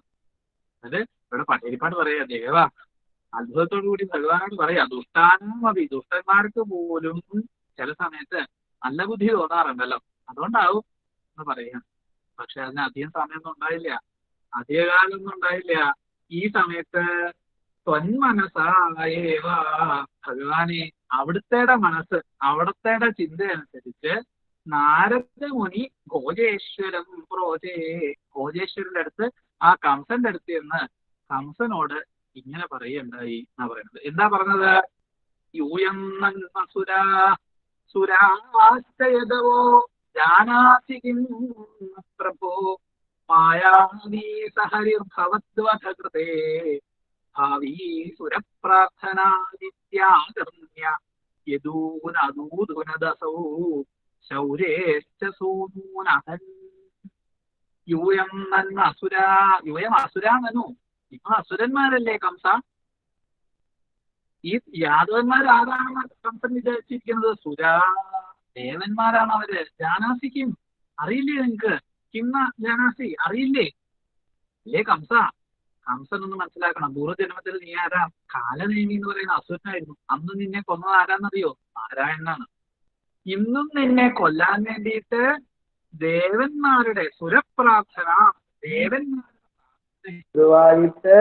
മായാവി സഹരി, ആ മായാവിയായിരിക്കുന്ന ശ്രീഹരിയാണ് അവിടത്തെ കൊല്ലാൻ വേണ്ടിയിട്ട്, കംസനെ കൊല്ലാൻ വേണ്ടിയിട്ട് ഇവിടെ എത്തിച്ചേർന്നിരിക്കുന്നത് എന്ന് ആ കംസനോട് പറയുണ്ടായി. ഇതങ്ങനെ കേട്ടതോടുകൂടി ആകർണിയ യദൂൻ, യാദവന്മാരെ എന്ത് ചെയ്തു? അതൂധുനത്, ഉപദ്രവിക്കാൻ തുടങ്ങി എന്നാ പറയും. എന്ന് മാത്രല്ല, അയാള് ആ കംസൻ ശൗര്യേഷ്ട സൂനൂനഹ, ശൗര്യയുടെ അതായത് വസുദേവരുടെ പുത്രന്മാരെ അഹഞ്ച കൊല്ലുകയും ചെയ്തു. ആ നാരദ മഹർഷിയുടെ വാക്ക് ഹേതുവായിട്ട് ഭഗവാന് മുമ്പുണ്ടായ ആ 6 പുത്രന്മാരെ കംസൻ കൊല്ലുകയുണ്ടായി. എന്ന് മാത്രല്ല, യാദവന്മാര് ദേവന്മാരാണെന്ന് മനസ്സിലാക്കിയിട്ട് ആ യാദവന്മാരെ ആ കംസൻ ഉപദ്രവിക്കാനും തുടങ്ങി എന്ന് പറയാം. ഈ സമയത്തോ ഭഗവാന്റെ വാക്ക് കേട്ടിട്ട് സാക്ഷാൽ ആദിശേഷൻ വസുദേവരുടെ അന്യപത്നിയായിരിക്കുന്ന രോഹിണിയുടെ ഗർഭത്തിലേക്ക് പ്രവേശിച്ചിട്ടുണ്ടായി. ആ സമയത്ത് ഭഗവാൻ യോഗമായാദേവിയെ വിളിച്ചു പറഞ്ഞു, വ്രജത്തിൽ പോയിട്ട് ഒരു കാര്യം ചെയ്യാണ്ട് ആദ്യം തന്നെ രോഹിണി ഗർഭത്തിലുണ്ടായ ആ ആദിശേഷനെ ആവാഹിച്ച് നന്ദഗോപരുടെ പത്നിയായിരിക്കുന്ന വസുദേവരുടെ അന്യപത്നിയായിരിക്കുന്ന രോഹിണി ഗർഭത്തിലേക്ക് ആക്കണം. അതുപോലെ തന്നെ യശോദയുടെ ഗർഭത്തിൽ ഭവതിയെ പ്രവേശിക്കണം എന്ന് ആ യോഗമായാദേവിയോട് ഭഗവാൻ നിർദ്ദേശിക്കണ്ടായി. അങ്ങനെ യോഗമായാദേവി ഭഗവാന്റെ നിർദ്ദേശം അനുസരിച്ച് എന്ത് ചെയ്തു? ദേവകീ ഗർഭത്തിലുണ്ടായിരുന്ന ആദിശേഷനെ ആകർഷിച്ച് രോഹിണി ഗർഭത്തിലാക്കി. പ്രാപ്തേ അപ്രഥമ ഗർഭതാം അഹിപതി, ആദിശേഷൻ 7ാമത് ദേവകീ ഗർഭത്തിൽ എത്തിച്ചേരുന്നു. അപ്പോ പ്രേരണാൽ, അവിടുത്തെ പ്രേരണ കൊണ്ട് മായാദേവി എന്ത് ചെയ്തു? മാധവ, ലക്ഷ്മീകാന്തനായിരിക്കുന്ന അല്ലെങ്കിൽ മായയുടെയും കാന്തനായിരിക്കുന്ന ഭഗവാനെ അദ്ദേഹം ആ മായ എന്ത് ചെയ്തു? ഈ ഗർഭത്തെ രോഹിണിയിലേക്ക് ആക്കി. ത്വമപി, ഭഗവാൻ എന്ത് ചെയ്തു? അങ്ങ് സച്ചിൽ സുഖീകാൽ ഭഗവാൻ, സച്ചിദാനന്ദ സ്വരൂപനായിരിക്കുന്ന അവിടുന്ന് എന്ത് ചെയ്തു? ദേവക്യാജനം വിവേശിത, ദേവകീ ഗർഭത്തിൽ പ്രവേശിക്കുകയും ചെയ്തു. ആദ്യമൊക്കെ അത്ഭുതമായി. കാരണം തലേദിവസം വരെ ദേവിക്ക് ഗർഭം ഉണ്ടായിരുന്നു. പിറ്റേന്ന് ദേവകീ ഗർഭം കാണാൻ യഹോ വിശ്രംസിതോ ഗർഭ ഇതി പൗരാവിശുശ്രൂഷു ഭാഗവത്തിൽ പറഞ്ഞു. ദേവകിയുടെ ഗർഭം സ്കലിച്ചു പോയതാണ് എന്ന് ആളുകളൊക്കെ പറഞ്ഞു. എന്നാൽ രോഹിണിക്ക് ഗർഭമുണ്ടായി, യശോദാമയ്ക്ക് ഗർഭമുണ്ടായി. യശോദാമയ്ക്ക് 10-78 വയസ്സായതിനു ശേഷം അത്ര ഗർഭം ഉണ്ടാവുന്നത്. ഇങ്ങനെയാണ് വൃന്ദാവനവാസികളൊക്കെ ഇപ്പോഴും പറയും. അപ്പൊ ആ 78ാമത്തെ വയസ്സിൽ ഗർഭം ഉണ്ടായതിന്റെ സന്തോഷം അവിടെ നന്ദഗോപരുടെ ഭവനത്തിൽ. ഇവിടെ ഉണ്ടായ ഗർഭം പ്രസവിച്ചു പോയി എന്നുള്ളൊരു വിഷമം ദേവകി ദേവി. ആ സമയത്ത് ഭഗവാനുടെ ഭക്താനാം അഭയങ്കര, വിശ്വാത്മാവായിരിക്കുന്ന ഭഗവാൻ ഭക്തന്മാർക്ക് അഭയങ്കരനായിരിക്കുന്ന ഭഗവാൻ എന്ത് ചെയ്തു? അവിവേശാംശഭാഗേന അനകദുന്ദുഭയുടെ മനസ്സിലേക്ക് പ്രവേശിച്ച് അദ്ദേഹത്തിന്റെ വാക്കുകളിലൂടെ ദേവകിയുടെ ഉള്ളിലേക്ക് പ്രവേശിച്ച് ദേവക്യാജഠരം വിവേശിത, ദേവകീ ഗർഭത്തിലേക്ക് ഭഗവാൻ പ്രവേശിക്കുന്നത്. അങ്ങനെ ഭഗവാൻ ദേവകീ ഗർഭത്തിൽ ഇരിക്കുന്ന സമയത്തോ ഹേ കൃഷ്ണ സുരൈഹി സംസ്തൂയമാന, അവിടെ ഇരുന്നുകൊണ്ട് ഭഗവാൻ ദേവന്മാരുടെ സ്തുതിക്കപ്പെട്ടവനായി തീർന്നു. അങ്ങനെയുള്ള ഭഗവാൻ, ആ ദേവന്മാരുടെ സ്തുതിയൊക്കെ കേട്ട് പ്രസന്നനായിട്ടുള്ള ഭഗവാൻ എന്റെ ഈ രോഗങ്ങളെല്ലാം ശമിപ്പിക്കണേ,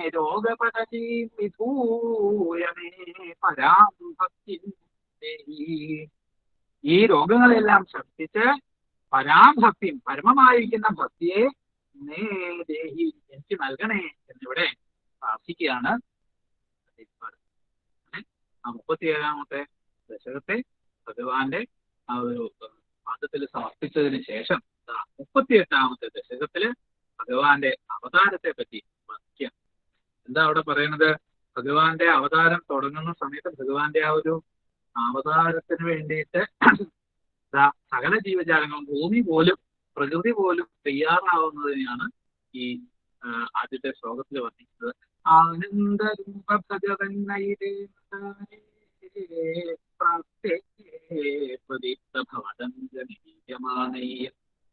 കാദ്യുവ്രജൈരിവ ഘനാഘനമണ്ഡലൈർദ്യാ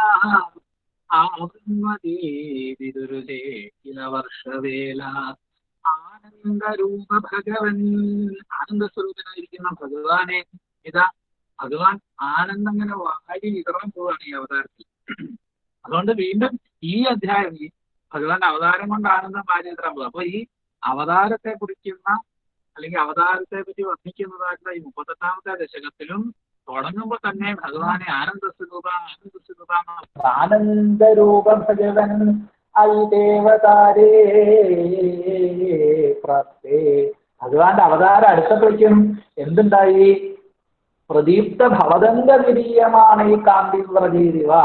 ഭഗവാന്റെ ആ ശോഭയേറുന്ന തിരുമയിൽ നിന്നും പുറത്തേക്ക് പ്രവഹിക്കുന്നതായ കാന്തി വ്രജീരിവ തേജസ് പോലെ എന്ത് ചെയ്തു? ആകാശ മണ്ഡലത്തില് ഘനാഘന മണ്ഡലേ ആവൃണ്ണതി. ഘനാഘനത്തെ ഇവിടെ കനത്ത കാർമേഘങ്ങളെ പറ്റിയാണ് പറയുന്നത്. ആ വലിയ കാർമേഘങ്ങളെ കൊണ്ട് അവിടെ നിറഞ്ഞു എന്ന് മാത്രമല്ല, വർഷവേല വിരുരുചേതില, വർഷക്കാലം അവിടെ അങ്ങനെ തിളങ്ങുകയും ചെയ്തുവല്ലോ എന്ന് പറയാം. അങ്ങനെ ഭഗവാന്റെ അവതാരത്തിന് വേണ്ടിയിട്ട് ആ പ്രകൃതി തന്നെ തയ്യാറെടുക്കുകയാണ് എന്ന് ആ ഒരൊറ്റ ശ്ലോകം കൊണ്ട് സൂചിപ്പിച്ചു. അതിനുശേഷം പറയാണ് ആശാസു ശീതളതരാസു പയോദതോയൈ ആശാസിതാപീവശേഷു ച സജ്ജനേഷു നൈഷാദരോദേവിധൗ നിശിമധ്യമായാം ക്ലേശാവഹസ്ത്രിജഗദാം ത്വമിഹാവിരാസി. ആ അർദ്ധരാത്രി സമയത്ത് വർഷകാല മേഘങ്ങളെ കൊണ്ട് ആകാശം ആവരണം ചെയ്യപ്പെട്ടു എന്ന് മാത്രമല്ല, പയോദതോയ ആശാസു ശീതളതരാസു, ചെറിയ മഴ പെയ്യണ്ടായി. ആ മഴ പെയ്ത സമയത്ത് ദിക്കുകളൊക്കെ പ്രസാദിച്ചു, വളരെ സുഖകരമായി അന്തരീക്ഷം മാറി. സജ്ജനേഷു ആശാപിതാപ്തിവിവശേഷു ച, സജ്ജനങ്ങളൊക്കെ അവരുടെ ആഗ്രഹമൊക്കെ കൈവന്നുവല്ലോ എന്നുള്ള സന്തോഷത്തോടു കൂടി ഇരിക്കുന്ന സമയത്ത് മധ്യമായ രാത്രിയുടെ പകുതി സമയമായ സമയത്ത് നൈഷാകരോദയവിധൗ, ഇന്ദുദിക്കുന്ന സമയത്ത്, ആ ചന്ദ്രോദയത്തിന്റെ സമയത്ത് ഭഗവാൻ ചന്ദ്രവംശത്തിങ്കല് സൂര്യനെ പോലെ അങ്ങ് ഉദിക്കുകയാണ്. ത്രിജഗതാം ക്ലേശാപഹസ്വം ഇഹ ആവിരാസി. 3 ലോകങ്ങളുടെയും ക്ലേശങ്ങളെ ഇല്ലാതാക്കാൻ സാധിക്കുന്നവനായ ഭഗവാൻ, അല്ലെങ്കിൽ നീക്കുന്നവനായിട്ടുള്ള ഭഗവാൻ ഇത് അവിരാസി, ഭഗവാൻ അവിടെ അവതരിക്കുന്നുണ്ടായിരുന്നു എന്ന് പറയുന്നു. അല്ലെ, ആനന്ദസ്വരൂപനായിട്ടുള്ള ഭഗവാനെ പ്രകൃതിക്ക് പോലും ആനന്ദം നൽകിക്കൊണ്ട്, സജ്ജനങ്ങളുടെ മനസ്സിന് സന്തോഷത്തെ നൽകിക്കൊണ്ട് 3 ലോകങ്ങളുടെയും ദുഃഖങ്ങളെ ഇല്ലാതാക്കുന്നവനായിട്ടുള്ള ഭഗവാൻ ആവിരാസി അവിടെ അങ്ങനെ അവതരിക്കുകയുണ്ടായി എന്ന് അറിയാം. ആ ഭഗവാന്റെ ഒരു പുഞ്ചിരി മതിയല്ലോ ഈ ക്ലേശങ്ങളെല്ലാം തീരാൻ. ഇപ്പൊ ഭാഗവത്തിൽ തന്നെ കേൾക്കാം. ഭാഗവത്തില് ഭഗവാന്റെ ഒരു പുഞ്ചിരിയെ പറ്റി പറയുന്നുണ്ട്. ഹാസം ഹരേരവനദാഖില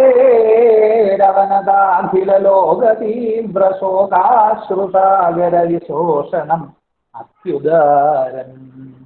ലോകത്തിന്റെ മുഴുവൻ സങ്കടങ്ങളെ കൊണ്ടൊരു കടലുണ്ടാക്കിയാൽ ആ കടല് വറ്റിപ്പോകാൻ ഒരു കാര്യം സംഭവിച്ചാൽ മതി. എന്താ? ഹാസം ഹരേ, ഭഗവാന്റെ ഒരു പുഞ്ചിരി മതി, ആ സങ്കടക്കടല ഞങ്ങൾ വറ്റിപ്പോകും. അപ്പൊ സകല ജനങ്ങളുടെയും 3 ലോകങ്ങളുടെയും സങ്കടത്തെ ഇല്ലാതെ ആക്കുന്നവനായിട്ടുള്ള ആനന്ദസ്വരൂപനായിട്ടുള്ള ഭഗവാൻ ആവിരാസി അവിടെ എങ്ങനെ അവതരിച്ചു.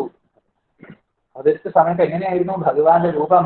ബാല്യസ്പൃശാവിവപുഷാ ദധുഷാ വിഭൂതി ഉദ്യത്കിരീടകടകാംഗദഹാരഭാസ ശംഖാരിവാരി ജഗദാ പരിഭാസിരേണ മേഘാശിരേണ പരിലേസിത സൂര്യേ. ബാല്യസ്പൃശാവിവപി, ബാല്യസ്പൃശ, അവർ ചെറിയ കുട്ടിയാണ്, ചെറിയൊരു ബാലനെ പോലെയാണ് ഭഗവാൻ. എന്നാലോ സകല വൈഷ്ണവ ചിഹ്നങ്ങളും അദ്ദേഹം ആ സമയത്ത് ധരിച്ചിട്ടുണ്ടായിരുന്നു. വിഭൂതി ദുഷ, എല്ലാ വിഭൂതികളോടും കൂടിയിട്ട് എല്ലാ ഐശ്വര്യങ്ങളോടും കൂടിയിട്ടാണ്. കിരീട കടക അംഗലഹാരഭാഷ, കിരീടം, വളകള്, തോൾവളകള്, മാലകള് ഇതൊക്കെ ധരിച്ചിട്ടുണ്ട്. ശംഖാരി വാരിജഗത പരിഭാസിതേന, ശംഖചക്ര ഗതാപത്മങ്ങളെയും ധരിച്ചും കൊണ്ട് മേഘാസിതേന വപുഷ, ആ മേഘശ്യാമള വർണ്ണത്തോടു കൂടിയ തിരുമേനി കൊണ്ട് സൂതിയിലേഹേ പരിലേഹിത, ആ പ്രസവമുറിയില് ആ ദേവകിയുടെ സമീപത്ത് ഭഗവാൻ അങ്ങനെ ശോഭിക്കുകയുണ്ടായി എന്ന് അറിയാം. ആ സമയത്ത് ആ സൂര്യഗ്രഹം അങ്ങനെ പ്രകാശിക്കാൻ തുടങ്ങി. എന്തിന് ഗോപികാഗീതത്തിലൊക്കെ ഗോപികമാര് തന്നെ പറയണില്ലേ, ജയതിപേധികം ജന്മനാവ്രജ ശ്രയത ഇന്ദിരാ ശശ്വതത്രൈ. ഭഗവാനെ അവിടത്തെ ജന്മം കൊണ്ട് ഈ വ്രജം എങ്ങനെ ശോഭിക്കാം? എന്താ കാരണം എന്നല്ലേ? ശ്രയത ഇന്ദിരാ ശശ്വതത്രൈ. ഇന്ദിരാദേവിയുടെ ഇപ്പൊ വിലാസം ഇപ്പൊ എവിടെയാ? ഈ വ്രജത്തിലാണ്. ഭഗവാന്റെ മാറി തന്നെയാണല്ലോ ലക്ഷ്മി ദേവിയുടെ ഒരു സ്ഥാനം. അപ്പൊ ഭഗവാൻ എവിടെ ഉണ്ടോ അവിടെ ലക്ഷ്മി കടാക്ഷവും ലക്ഷ്മിയുടെ സാന്നിധ്യം. അപ്പൊ ഇവിടെ പറയണു, വക്ഷസ്ഥലീ സുഖവിലീന വിലാസി ലക്ഷ്മീ മന്ദാക്ഷ ലക്ഷിത കടാക്ഷ വിമോക്ഷഭേദയേ തന്മന്ദിരസ്യ ഖലകം സകൃതാമ ലക്ഷ്മീ മുന്മാർജയന്നിവ വിരേജിത വാസുദേവ. വാസുദേവ, വസുദേവപുത്രനായിരിക്കുന്നവനെ. കുറെ അർത്ഥങ്ങളാ ഭഗവാന്റെ ആ പേരെന്നറിയോ? വാസുദേവൻ, വസുക്കളുടെ ദേവൻ, വസുദേവരുടെ പുത്രൻ, വാസു കൊണ്ട് ദേവനം ചെയ്യുന്നവൻ. വാസു എന്ന് വെച്ചാൽ മായ എന്നർത്ഥം. ദേവനം ചെയ്യാത്ത കളിക്കുക, മായ കൊണ്ട് കളിക്കുന്നവനായിട്ടുള്ള ഭഗവാൻ. ഇങ്ങനെ എന്താണ് പലതരത്തിൽ അതിന് അർത്ഥം പറയാം. അങ്ങനെയുള്ള വാസുദേവനായിട്ടുള്ള ഭഗവാനെ അവിടുന്ന് വക്ഷസ്ഥലീ സുഖനിലീന വിലാസ ലക്ഷ്മി മന്ദാക്ഷ ലക്ഷിത കടാക്ഷ വിമോക്ഷ ഭേദേ. ഭഗവാന്റെ മാർഗത്തിൽ കുടികൊള്ളുന്നവളായിരിക്കുന്ന ലക്ഷ്മി ദേവിയുടെ കടാക്ഷങ്ങളെ കൊണ്ട് എന്ത് ചെയ്യുന്നു? തന്മന്ദിരസ്യ, ആ ഗൃഹത്തിലെ ഖലകം സകൃതാം അലക്ഷ്മി ഉന്മാർദ്യം, ദുഷ്ടനായിരിക്കുന്ന കംസന്റെ പ്രവൃത്തികളെ കൊണ്ടുണ്ടായ ആ അലക്ഷ്മിയെ തൂത്ത് കളയാൻ, ഉന്മാർജയന്നിവ വാരിക്കളയാൻ, അല്ലെങ്കിൽ അതിനെ വിശേഷം ഇല്ലാതാക്കാൻ എന്ന് തോന്നുമാറ് വിരേജിത. അവിടെ ഭഗവാൻ വിരാജിച്ചു. ഭഗവാൻ എന്ത് ചെയ്തു? ഭഗവാൻ അങ്ങനെ അവിടെ അങ്ങനെ പ്രകാശിച്ചപ്പോ, അല്ലെങ്കിൽ അവിടെ അവതരിച്ച സമയത്ത് ഭഗവാന്റെ മാറിടത്തിൽ കുടികൊള്ളുന്നവളായിരിക്കുന്ന ലക്ഷ്മി ദേവിയുടെ കടാക്ഷം അവിടെ എല്ലാം ഉണ്ടായി. ആ കടാക്ഷം വന്നതോടുകൂടി അതിനു മുമ്പ് അവിടെ ഉണ്ടായിരുന്ന അശ്രീ മുഴുവൻ ഇല്ലാതാവുകയും ചെയ്തു എന്ന്. ഈ സമയത്ത് വസുദേവരാവട്ടെ ശൗരിസ്തു ധീരമുനിമണ്ഡലതേതസോപി ദൂരസ്ഥിതം ബഹുരുദീക്ഷ്യാം വിവേക്ഷണാഭ്യാം ആനന്ദബാഷ്പുളഗോദ്ഗമഗദ്ഗദാർദ്രസ്തുഷ്ടാവ ദൃഷ്ടിമകരന്തരസംഭവന്തം. ഭഗവാനെ ആ സമയത്ത് വാസുദേവൻ എന്ത് ചെയ്തു എന്നുള്ളതാണ് പറയുന്നത്. അദ്ദേഹം മുനിമാരുടെ മനസ്സിൽ പോലും, എങ്ങനെയുള്ള മുനിമാര്? ധീരമുനിമണ്ഡലതേതസോപി ദൂരസ്ഥിതം, വലിയ ഭക്തന്മാരായിരിക്കുന്ന മനസ്സിനെ അടക്കിയവരായിട്ടുള്ള ജിതേന്ദ്രിയന്മാരായിട്ടുള്ള മഹർഷിമാരുടെ ഛേദത്തിൽ പോലും ദൂരസ്ഥിതനായിരിക്കുന്ന ഭഗവാനെ തന്റെ രണ്ട് കണ്ണുകളെ കൊണ്ടും വളരെ ഭംഗിയായിട്ട് കണ്ടു എന്ന് മാത്രമല്ല, ആനന്ദബാഷ്പുളഗോദ്ഗമഗദ്ഗദാർദ്ര, ആനന്ദബാഷ്പം ഭഗവാൻ അങ്ങനെ കണ്ടതോടുകൂടിയിട്ട് കണ്ണിൽ നിന്ന് അങ്ങനെ ആനന്ദ കണ്ണീർ ഒഴുകാൻ തുടങ്ങി. എന്നിട്ടോ ആ സമയത്ത് അദ്ദേഹത്തിന് പുളകുണ്ടായി, രോമാഞ്ചൊക്കെ ഉണ്ടായി. മാത്രമല്ല വാക്കുകൾ ഇറങ്ങാൻ തുടങ്ങി. തൊണ്ടയിൽ അങ്ങനെ വെള്ളം കൂടി തുടങ്ങി. എന്നിട്ടോ ദൃഷ്ടിമകരന്തര സംഭവന്തം തുഷ്ടാവ, കണ്ണുകൾക്ക് മകരന്തരസമായിരിക്കുന്ന, മകരന്തരസത്തെ മകരന്തരസം തേൻ കുഴമ്പായിരിക്കുന്ന ഭഗവാന്റെ ആ ഒരു രൂപത്തെ കണ്ടിട്ട് ഈ ഭഗവാനെ സ്തുതിക്കുണ്ടായി അവർക്ക്. എന്താ അദ്ദേഹത്തിന്റെ സ്തുതി എന്നല്ലേ? ദേവപ്രസീത പരപൂരുഷ, അല്ലേ? പരപുരുഷനായിരിക്കുന്ന ഭഗവാനെ, പരബ്രഹ്മസ്വരൂപിയായിരിക്കുന്ന ഭഗവാനെ, താപവല്ലി നിർദൂലിതാസ്ത്ര സമനേത്ര കലാവിലാസിഹം. താപവല്ലിയുടെ ദുഃഖം കൊണ്ടുണ്ടാക്കിയ ചരട്, ആ ചരട് ആ വള്ളിയെ തന്നെ അറക്കുന്നവനായിട്ടുള്ള, അതിനെ തന്നെ ഇല്ലാതാക്കണം അല്ലെങ്കിൽ മുറിച്ചു കളയുന്ന കടാക്ഷം നമ്മൾ മുമ്പ് പറഞ്ഞിരുന്നു അല്ലെ? ദുഃഖം കൊണ്ടുണ്ടാക്കിയ കടലിനെ വറ്റിച്ചു കളയുന്നതാണ് ഭഗവാന്റെ പുഞ്ചിരി എന്ന്. ഇവിടെ പട്ടേൽപ്പാട് പറയുന്നു, താപം കൊണ്ടൊരു വള്ളി ഉണ്ടാക്കിയിട്ടുണ്ടെങ്കിൽ ഭഗവാന്റെ ആ കടാക്ഷം ഒന്ന് വന്നാൽ മതി, അതോടുകൂടി ആ വള്ളി അങ്ങോട്ട് മുറിഞ്ഞു പോകും. അങ്ങനെയുള്ള കൃപാരുധി കടാക്ഷ, കൃപ നിറഞ്ഞതായിട്ടുള്ള കരുണ നിറഞ്ഞതായിട്ടുള്ള ഭഗവാന്റെ കടാക്ഷങ്ങളെ കൊണ്ട് ഖേദാനവാകുരു, ദുഃഖങ്ങളെ മാറ്റിക്കളയണേ എന്നിങ്ങനെ സന്തുഷ്ടനായിട്ടുള്ള അദ്ദേഹം സ്ഥിരന്നുത ഭഗവാനെ വളരെയധികം സ്തുതിക്കുണ്ടായിരുന്നു. ആ സമയത്ത് അമ്മയോ മാത്രാജ, അമ്മയെ സ്തുതിക്കുന്നുണ്ട്. എങ്ങനെ? നേത്രതലിത അസ്തൃതക അസ്ത്രവല്യ, തന്റെ കണ്ണുകളിൽ നിന്ന് ഒഴുകി വീഴുന്നതായിട്ടുള്ള ആ അശ്രുബിന്ദുക്കൾ വീണ് നിറഞ്ഞ ശരീരത്തോടുകൂടി സ്തോത്രൈഹി, സ്തോത്രങ്ങളെ കൊണ്ട് ഭഗവാനെ സ്തുതിക്കുണ്ടായി. അഭിഷ്ടുത, എന്നിട്ടോ അങ്ങ് കരുണാലയനായിട്ടുള്ള ഭഗവാൻ അവിടെ എന്ത് ചെയ്തു?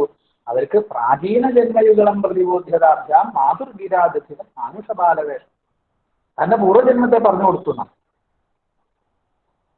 ആ അച്ഛനും അമ്മയ്ക്കും പറഞ്ഞു കൊടുക്കാണ്, എന്തിന് ഞാനിങ്ങനെ എന്റെ രൂപത്തെ നിങ്ങൾക്ക് കാണിച്ചു തന്നു? പ്രാഗ്ജന്മ സ്മരണായനേ, എന്റെ പൂർവ്വജന്മങ്ങളെ പറ്റി നിങ്ങൾക്ക് ഓർക്കാൻ വേണ്ടിയിട്ടാ. അല്ലെങ്കിൽ ആ ഒരു അറിവ് മർത്യലിംഗേന വജായത് നിങ്ങൾക്ക് ഈ മനുഷ്യ ശരീരത്തിന് കിട്ടില്ല. എന്റെ ഈ സ്വരൂപത്തെ കണ്ടതുകൊണ്ട് പൂർവ്വജന്മം നിങ്ങൾക്ക് മരിക്കാറായി വരും. എന്താ പൂർവ്വജന്മം? പൂർവ്വജന്മത്തിൽ വസുദേവ ദേവകിമാര് ആദ്യത്തെ ജന്മത്തിൽ സുതപസ്സെന്നും വൃഷ്ണി എന്നുള്ള പേരില് ഭഗവാനെ തപസ് ചെയ്തു. അന്ന് ഭഗവാൻ അവരുടെ പുത്രനായിട്ട് കൃഷ്ണിഗർഭൻ എന്നുള്ള പേരിൽ അവതരിക്കണ്ടായി. 3 പ്രാവശ്യം ഭഗവാനോട് പ്രാർത്ഥിച്ചു എന്നാണ്, അന്ന് ഞങ്ങളുടെ മകനായിട്ട് വരണേ, ഇന്ന് ഞങ്ങളുടെ മകനായിട്ട് വരണേ, ഇന്ന് ഞങ്ങളുടെ മകനായിട്ട് വരണേ. വാക്ക് സത്യമാക്കാൻ വേണ്ടിയിട്ട് സത്യം വിധാതും, ആ വാക്കിനെ സത്യമാക്കാൻ വേണ്ടി ഭഗവാൻ എന്ത് ചെയ്തു? 3 പ്രാവശ്യവും മകനായിട്ട് വന്നോളാം എന്ന് വാക്കു. അങ്ങനെ ആദ്യം ഭഗവാൻ കൃഷ്ണിഗർഭൻ എന്നുള്ള പേരിൽ അവതരിച്ചു. രണ്ടാമത് അവര് കശ്യപിന് അതിഥിയായ സമയത്ത് വാമനത്വ അച്ഛവാമന, ഭഗവാൻ വാമനമൂർത്തിയായിട്ട് അവതരിച്ചു. ഈ 3ാമത്തെ ജന്മം അവിടെ വസുദേവ ദേവകിമാരായിട്ട് അവർ ജനിച്ചപ്പോൾ അവരുടെ പുത്രനായിട്ട് ഭഗവാൻ പൂർണ്ണ പുണ്യാവതാരമായിട്ട് അല്ലെ സകല കലകളോട് കൂടിയിട്ട് അവിടെ അവരുടെ പുത്രനായിട്ട് അവതരിക്കുകയും ചെയ്തു. അങ്ങനെ അവതരിച്ച് ആ പൂർവ്വജന്മത്തേക്ക് അവരെ ബോധ്യപ്പെടുത്തിയതിന്റെ ശേഷം മാതുർഗീര, മാതാവിന്റെ വാക്കുകളെ കൊണ്ട് ബാലവേഷം ദധിത, ചെറിയ കുഞ്ഞിന്റെ വേഷം സ്വീകരിച്ചു. അങ്ങനെ സ്വീകരിച്ചു കഴിഞ്ഞ സമയത്തോ പ്രേരിത, ഭഗവാനാൽ പ്രേരിക്കപ്പെട്ടവനായിട്ടുള്ള ആ സൂര്യസൂനു അദ്ദേഹം വസുദേവൻ എന്ത് ചെയ്തു? വേഗം തന്നെ ഭഗവാനെ എടുത്തും കൊണ്ട് അവിടുന്ന് പുറപ്പെട്ടു. എവിടേക്കാ? നന്ദഗോപരുടെ ഭവനത്തിലേക്ക്. എന്തിനാ? നന്ദതനൂജയാ തേ വ്യത്യാസം ആരജയിലും, അവിടെ വെച്ച് നന്ദഗോപരുടെ പുത്രിയും അങ്ങയെയും ഭഗവാനെയും വെച്ചു മാറാൻ വേണ്ടിയിട്ടാണ്. അപ്പൊ അവരെന്ത് ചെയ്തു? നേരെ അങ്ങോട്ട് പോയി. ഭഗവാനെ എങ്ങനെ പോയി? ആര്യ ചിത്തവിധാര്യം ദ്വാം, ആര്യന്മാര് മഹാമനീഷികളായിരിക്കുന്ന മഹർഷിമാര് മനസ്സുകൊണ്ട് പോലും ഒന്ന് ഉറപ്പിച്ചു നിർത്താൻ ബുദ്ധിമുട്ടുന്ന ഭഗവാന്റെ സ്വരൂപം.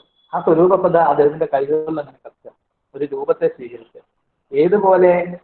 ഹസ്തയോ അംഭോരുഹസ്ത കളഹംസ കിശോരരമ്യം അധൃത, കളഹംസത്തിന്റെ ശിശുവിനെ എന്ന പോലെ താമരപ്പൂവിന്റെ ഉള്ളിലെ ചെറിയ എന്താണ് ഹംസക്കുഞ്ഞ്, അരേന്ദ്രത്തിന്റെ കുഞ്ഞിനെ പോലെ ഭഗവാൻ എന്ത് ചെയ്തു? അങ്ങനെ എടുത്തുകൊണ്ട് പോയിരിക്കുന്നതാണ്. അങ്ങനെ അവിടുന്ന് പുറപ്പെട്ട് അവരെന്ത് ചെയ്തു? നന്ദഗോപരുടെ ഭവനത്തിൽ എത്തിച്ചേരുകയുണ്ടായിരുന്ന ആ സമയത്ത് അവിടെ എന്താ ഉണ്ടായിരിക്കുന്നത്? ജാതാതദ പശുപസദ്മനി യോഗനിദ്ര നിദ്രാവിമുദ്രിതമഥാകൃതപൗരലോകം പ്രേരണാൽ കിമിഹ ചിത്രമദേതനൈര്യ ദ്വാരൈ സ്വയം യഘടി സംഘടിതൈ സുഗാഠം. പശുപസദ്മനി, അവിടെ ആ അമ്പാടിയില് മായാഭഗവതി അവതരിച്ചു എന്ന് മാത്രമല്ല ചെറിയൊരു മായാവിദ്യ അവിടെ പ്രയോഗിച്ചിട്ടുണ്ട്. എന്താണല്ലേ? അവിടെയുള്ള സകല ആളുകളെ മുഴുവൻ നിദ്രാവിമുദ്രിതമാകൃത, നിദ്ര കൊണ്ട് വിമുദ്രിതരാക്കി തീർന്നു. അവരൊക്കെ ഉണ്ട് ഉറക്കി തുടങ്ങി. അത്ഭുതത്തിന് അവകാശമൊന്നുമില്ല എന്നാ പട്ടേരിപ്പാട് തന്നെ പറയുന്നത്. എന്താ? ഇത് സചേതനങ്ങളായിരിക്കുന്ന മനുഷ്യരെയാണ് അവിടെ ഉറക്കിയത്. അചേതനങ്ങളായിട്ടുള്ള വസ്തുക്കളെ പോലും മായാദേവി എന്ത് ചെയ്തു? നിയന്ത്രിച്ചു. സുഗാഠം സംഘടിതൈ അചേതനൈദ്തു ആരേ സ്വയം വ്യക്തി. ആ കാരാഗ്രഹത്തിൽ ഉണ്ടായിരുന്ന വാതിലുകൾ പോലും തുറന്നു പോയില്ലേ? അപ്പൊ അതുകൊണ്ട് മനുഷ്യന്മാരൊക്കെ ഉറങ്ങിപ്പോയി എന്ന് പറയുന്നതിൽ വലിയ അത്ഭുതമൊന്നുമില്ല എന്ന് പറയാം. ആ സമയത്ത് വസുദേവരിത ഭഗവാനെയും കൊണ്ട് അമ്പാടിയിലേക്ക് പോകുന്നു. ആ രംഗത്തെ വർണ്ണിക്കുകയാണ്. ശേഷേണ ഭൂരി ഫണവാരിത വാരിണ ഭൂരി ഫണവാരിതവാരിനാഥ സ്വൈരം പ്രദർശിതപഥോ മണിദീപിതേന ത്വാം ധാരയൻ സഖലു ധന്യതമപ്രദസ്ഥേ സ്വയം ത്വമീശ മമ മാസരോഗവേഗാൻ. അതിനുശേഷം ശേഷേണ ഭൂരി ഫണവാരിത വാരിണ, വാരിത വെള്ളം ഇങ്ങനെ വന്നുകൊണ്ടിരിക്കുന്ന സമയത്ത് വാരിതങ്ങളാക്കി തീർന്നത്. ആ വെള്ളത്തെ എന്ത് ചെയ്തു? അതിനെയൊക്കെ അങ്ങനെ തടഞ്ഞു നിർത്തി. എങ്ങനെ? ഭൂരി ഫണ, ധാരാളം ഫണങ്ങളെ കൊണ്ട് സാക്ഷാൽ അനന്തമൂർത്തി അവിടെ എത്തിച്ചേർന്ന് തന്റെ ഫണങ്ങളെ കൊണ്ട് ഭഗവാന്റെ ദേഹത്ത് ഒരു തുള്ളി വെള്ളം പോലും തീരാത്ത പോലെ തടഞ്ഞു നിർത്തി. എന്നിട്ട് എന്ത് ചെയ്തു? മുന്നോട്ട് പോകാനുള്ള വഴി ഒരുക്കിന്ന് പറയാൻ എന്താ കാരണം എന്ന് വെച്ച് കഴിഞ്ഞാൽ അവിടെ ഇരുട്ടാണ്. ഇരുട്ടത്ത് കണ്ണ് കാണണമെങ്കിൽ വലിയ ബുദ്ധിമുട്ടാണ്. ഭഗവാനും പുറത്തിട്ടാണ്. പിന്നെ ഭഗവാന്റെ ദേഹത്തൊന്നും ശോഭയുണ്ട്, എന്നാലും കുറച്ചും കൂടി പ്രകാശം വഴി അങ്ങനെ നല്ലോണം തീർച്ചയോട്ടെ വിചാരിച്ചിട്ട് അദ്ദേഹം ആ പണങ്ങൾ എങ്ങനെയാണ് പ്രത്യേക സമയത്ത് ആ പണങ്ങളുടെ മുകളിലുള്ളതായ രത്നങ്ങളിൽ നിന്ന് പ്രകാശം ഇങ്ങനെ കുടിക്കാൻ പറ്റും. അപ്പോഴോ അതിന്റെ നടുവിൽ ഭഗവാനെ കാണും. ചുറ്റിനും അങ്ങനെ അദ്ദേഹത്തിന്റെ പണങ്ങളിൽ നിന്ന് ഇത്ര ഭംഗിയുള്ള കാഴ്ചയായിരിക്കും അതല്ലേ. ആ അനന്തമൂർത്തിയുടെ പണങ്ങളിൽ നിന്നതായിട്ടുള്ള പ്രകാശം കൊണ്ട് വഴി അങ്ങനെ കാണിച്ചു കൊടുക്കും. അതിൽ പ്രകാശം പൊഴിക്കുമാറ് കാർവർണ്ണനായിട്ടുള്ള ഭഗവാൻ, ആ ഭഗവാനെ കയ്യിലെടുത്തുകൊണ്ട് വസുദേവര് ത്വാം ധാരയൻ സധന്യതമ ഖലു പ്രദസ്ഥേ അദ്ദേഹം പുറപ്പെട്ടു. അങ്ങനെ പുറപ്പെട്ടു. അല്ലേ ഭഗവാനെ ഇങ്ങനെ അവിടെ അവതരിച്ചവനായിട്ടുള്ള ഹേ ഈശ സ അയം, ആ ഈ ഭഗവാൻ, അയം ഭഗവാനെ, ആ ഈ സ അയം, ആ അന്ന് അവിടെ അവതരിച്ചവനായിട്ടുള്ള ഭഗവാൻ തന്നെയാണ് ഇപ്പൊ ഇവിടെ മുമ്പില് ശ്രീലകത്തുള്ളത് എന്നാണ്. സ അയം അവിടുന്ന് അമ രോഗവേഗാൻ ആശയ, എന്റെ രോഗങ്ങളെ ശമിപ്പിക്കുന്നേ. അദ്ദേഹത്തിന്റെ ഉള്ളിൽ നിന്ന് ആ ഇതാണ് നമ്മുടെയൊക്കെ ജീവിതത്തിൽ നമ്മൾ ദുഃഖം വരുന്ന സമയത്ത് നമ്മൾ എന്ത് ചെയ്യും? ആ ദുഃഖത്തില് കാരണം കണ്ടെത്തി മറ്റുള്ളവരെ പഴി പറഞ്ഞ് നമ്മളെ സമയം നിലനിർത്തും.